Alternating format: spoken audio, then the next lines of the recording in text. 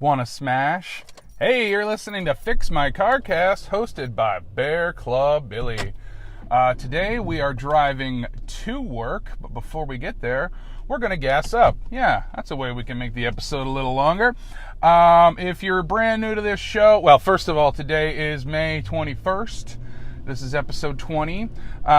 If you're brand new to the show, I made it to raise money to pay off my car repairs. That's pretty much all you need to know. Throw some money in the donation bucket, and then you get to pick a topic for the show. You can also become a patron. The links are down below. Let's get right to today's topic. Today's topic comes from nobody. I have nothing in the tank. Nobody has suggested anything. If you're a patron, you can tell me what to talk about at any time. So please do that and enjoy it. But since we have no contributions today, I get to pick the topic. And what I want to talk about is that She-Hulk trailer. So, so first of all, spoilers right off the bat. If you're avoiding She-Hulk trailers, I'm going to talk about the trailer. I am going to talk about the comics. If things in the comics end up happening in the show, this is your warning. If you want to go into She-Hulk absolutely cold, please do that. But I am a huge, huge She-Hulk fan from way back, and it is wild to me that as soon as the trailer drops, the internet is going nuts. And I'm over here just like, I've been a fan forever. This is what you were all missing. Somebody told me that, like, oh, it's like Lady Dimitrescu. The internet just loves tall ladies. And okay, if that's what, floats your goat, then fine. If I mean, now I'm not going to pretend like part of the appeal of She-Hulk isn't that she's hot. No, that's part of it. That's in there. But, like, it's just wild that I'm like, oh boy, my favorite character is getting a show. Let's see what the internet thinks. She's tall. Mommy, mommy, mommy, mommy, mommy. And I'm like, oh no. I mean, again, that's fine. That's part of it. But if you want to wind back the clock, just give you some of my random She-Hulk knowledge. If you don't know, She-Hulk was actually started as a copyright dodge sort of a thing, kind of. Basically, there is a bird directly in the road. Okay, good luck, buddy. So basically, like, yeah, there was an Incredible Hulk TV series in the 70s, and somebody realized, wait a minute, if somebody makes a female version of the Hulk, that would technically be legally distinct, and they could do that. So we better come out with our female version of the Hulk first. And so Stanley and John, I'm never going to say it right, Buscema, anyway, Stan and John, they're like, all right, let's roll up our sleeves and get to work. And so they debuted the Savage She-Hulk. And, it's nothing to write home about. It only had like a short little run. She just, gets real mad. Like, it's literally just Hulk again, but girl this time. She's Bruce Banner's cousin, and she gets a blood transfusion because she gets hurted by some mafia folk. So yeah, that's basically it. And they're like, good, we rushed that out just in time. Now nobody can make a Lady Hulk show. And then cut forward to John Byrne, says, Savage She-Hulk? Nah, sensational She-Hulk. And that's where she really took off, because, saying this as delicately as possible, like, adding in some, like, gender to it, like, making gender actually part of the story is really important. And I think that is just core to She-Hulk's character. And, like, how can it not be? It's been said that, like, whatever She-Hulk's portrayal is usually a statement on feminism at the time. And so sensational She-Hulk is, for lack of a better term, very burlesque. In that, like, it is silly and goofy and fun. But also there's a lot of rage underneath. Especially feminist rage. And that is what I think makes the character work really, really well. Now, John Byrne is, mostly all about fun. And when I say fun, like, She-Hulk was like the OG Deadpool. She broke the fourth wall all the time. And that was just normal. That was just part of the character. Like, there's some great fourth wall breaking. Like, all right, well, okay. Looks like I'm circling the parking lot for a bit because there's no free pumps. So She-Hulk, like, she breaks the fourth wall, but like in interesting ways that like poke fun at comic book conventions. Not Comic-Con, but like, the writing conventions. One of my favorites that I feel like doesn't get enough love is there's a panel where she's like trying to figure out who's behind a nefarious plot, and she says like, I hate that it's going to take me the whole issue when you're probably going to meet them on the next page. And like, I love that so much. Because that is how comic books are structured. You show the heroes, then you cut to the villains. And sure enough, cut to the villains, so we know who the villains are right away, but poor She-Hulk has to spend the whole issue figuring it out. So that's just like what I love about She-Hulk, is just like the fourth wall breaking. I'm really curious if they're going to incorporate that into the show. Because I feel like you would have to fundamentally do it different. You would have to make it about conventions of television production versus conventions of comic books. Like, there's one She-Hulk scene where she catches somebody by running through a page of advertisements. She cuts them off at the pass that way. And like, your mileage may vary on if you like that or not. Like, I can definitely see some people being like, yeah, that just takes me out of the book. But like, I don't know how they're going to do that in the show. Like, is she going to be running past like boom mics and director's chairs? Like, I don't think they're going to try that in the new show. But anyway, that's, oh my goodness. No, I don't have a rewards card. I just want some gas.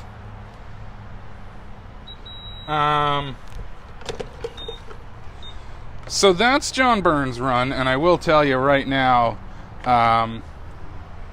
people are probably going to start Googling him and learn that he has some not so great feelings about trans folk, and that is not great. But at the very least, oh great, I have to hold the thing. I swear, every time I've gone to pump gas, the thing that's supposed to hold the handle in place doesn't work ever. Have they just gotten rid of those? Have they not replaced them, or what? Anyway, alright, so that's sensational She-Hulk. She's a fourth wall breaker. She's a lawyer, but it doesn't come up that much in sensational. So the next major run that you're going to want to know about is Dan Slott's. To me, I feel like you could argue that Dan Slott is maybe the example of She-Hulk, because it does find that middle ground of like not so goofy fourth wall breaking. Hello. What's up? Hey all. Normally I try not to edit these, but and if I absolutely have to, I try to do a seamless edit. Because, sometimes kids come up to me on bikes and just kind of start talking loudly near me, and I'm like, oh boy, so I just cut that stuff out. But today was an interesting one. Some unfortunate person who'd run into a lot of trouble needed some money. So obviously stopped the show flat. I didn't know that she was going to start going into great detail, and I was in this awkward position of like trying to be like, I'm recording right now. So cut all that out, but just know that today was very serendipitous. I'm glad I could be in the right place at the right time. I did wake up a little earlier just to make sure I had plenty of time to gas up and get to work on time.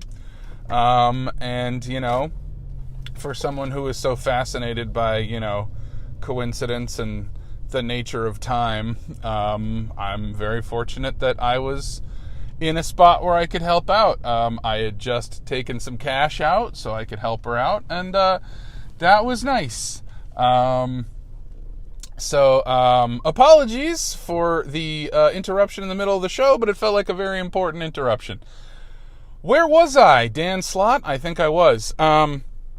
So, Dan Slott's run on She-Hulk. Today's episode is sponsored by kindness. Go do something randomly kind if you can today. For 10% off, promo code DOGS, comedian and musician Keith Hebert. You know all those staples you love and keep coming back for. Come to my corn club or whatever. Podcasts, aren't they a riot? Dan Slott, welcome to the Dan Slott cast. So Dan Slott's run, I feel like for me, my She-Hulk fandom is between John Byrne and Dan Slott. You catch me on a certain day and I'll tell you I prefer John Byrne. You catch me on another day, I'll tell you I prefer Dan Slott. So Dan Slott, he didn't do any directly turning to the reader and talking to them stuff. His fourth wall stuff was a little more subtle. But his comic, I believe, was pitched as, Sex in the City, but in comic form.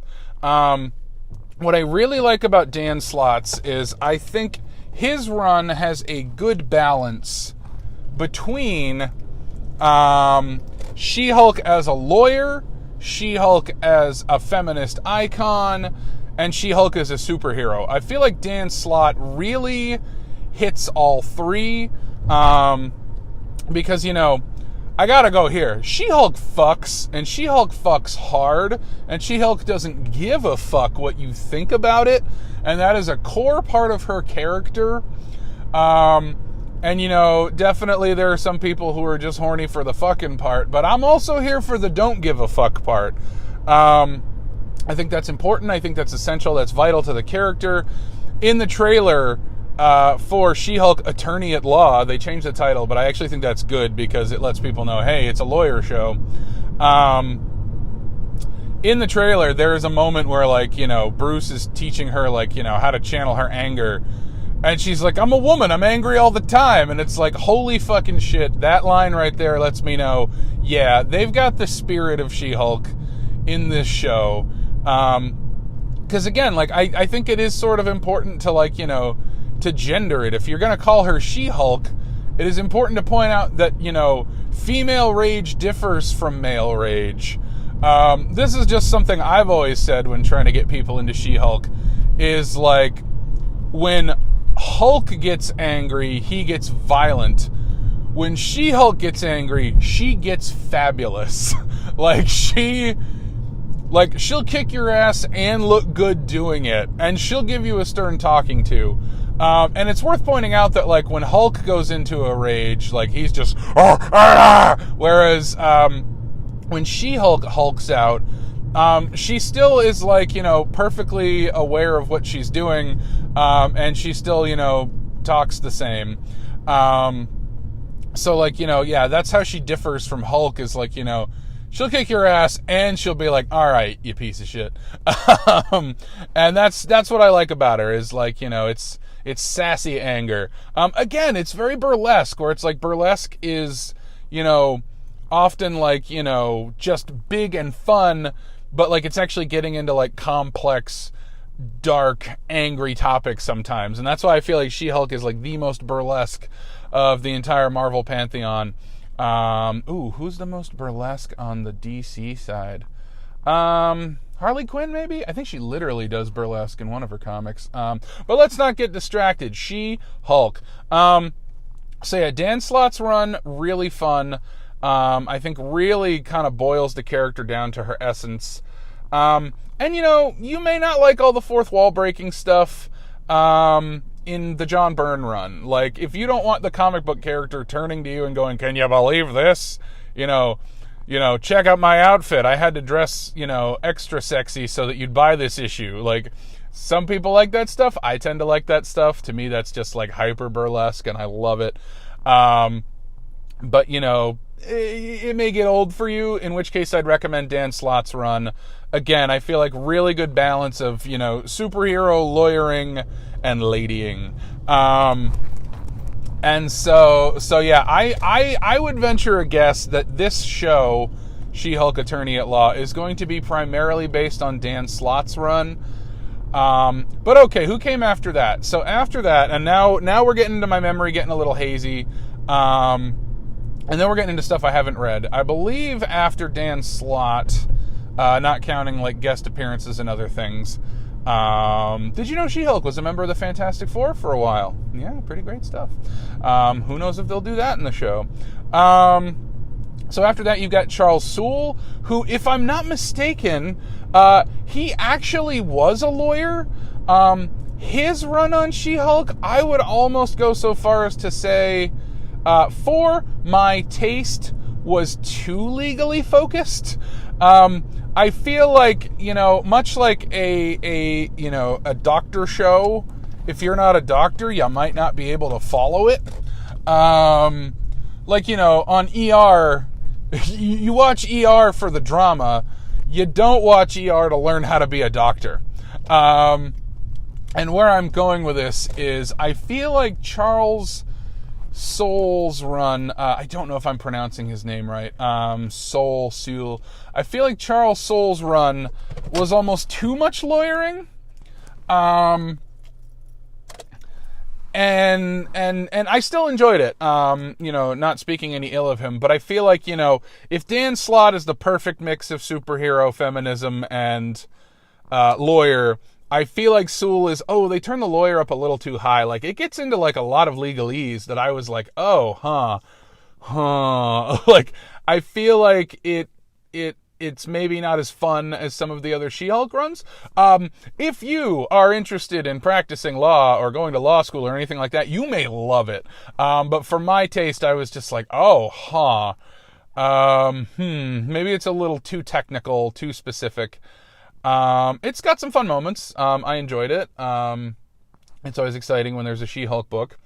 And let's see, after that is Mariko Tamaki's run, which is just called Hulk, which I thought was interesting. We're going to get the she out. Like, Jen Walters is also Hulk. And she's gray She-Hulk, which just, so really quick rundown. Hulk used to be gray. Hulk used to be gray. And then they switch his color because of ink or something. But then they incorporate into the story why he used to be gray and then he's green. It's like kind of more of a like primal, early stages of gamma poisoning or whatever. So anyway, Mariko's run is part of an arc of Bruce Banner is dead. Spoilers, I guess.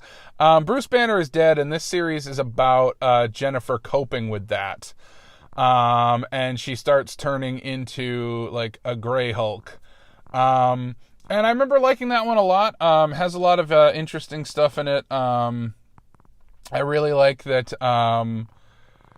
She-Hulk watches baking shows to calm down. But then it's also it's not just to calm down, it's also she is grieving and she is stuck kind of. And yeah, it's very interesting. I think a grieving She-Hulk is an interesting take. But it's tough sometimes to take a character who's primarily a fun, wacky, goofy character and to try to put them in a really sad situation. I'm not against that sort of thing. I think it's, always try new stuff.